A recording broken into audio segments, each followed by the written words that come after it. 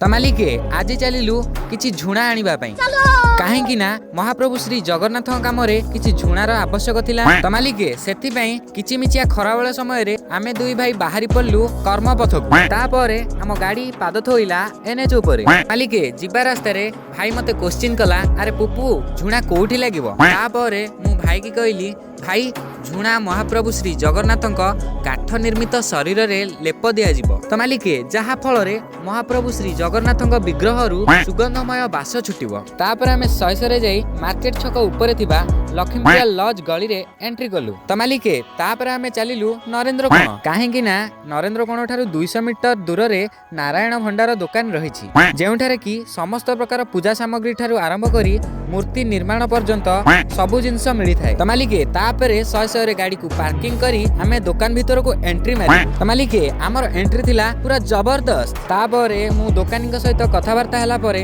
ଜଣା ପଡିଲା ଯେ ଝୁଣାର ରେଟ୍ ଅଛି ପୁରା ଅଧିକ।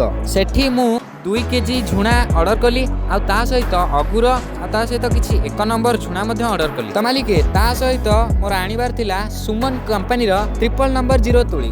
ତାପରେ ଦୋକାନୀ ସବୁ ସାମଗ୍ରୀର ପ୍ରାଇସ୍ କୁ କାଲକୁଲେସନ କରି ଟୋଟାଲ ପ୍ରାଇସ୍ କହିଦେଲେ, ଆଉ ତାପରେ ଆମେ पेमेंट पे करी घर को फेरिलु। तो मालिके आजिर वीडियोटी जदि आपण मानकु भलो लागिथाए आम चैनल को सब्सक्राइब करिवे, इंस्टा अकाउंट को फॉलो करने सहित वीडियो को बहु मात्रा रे शेयर करंतु।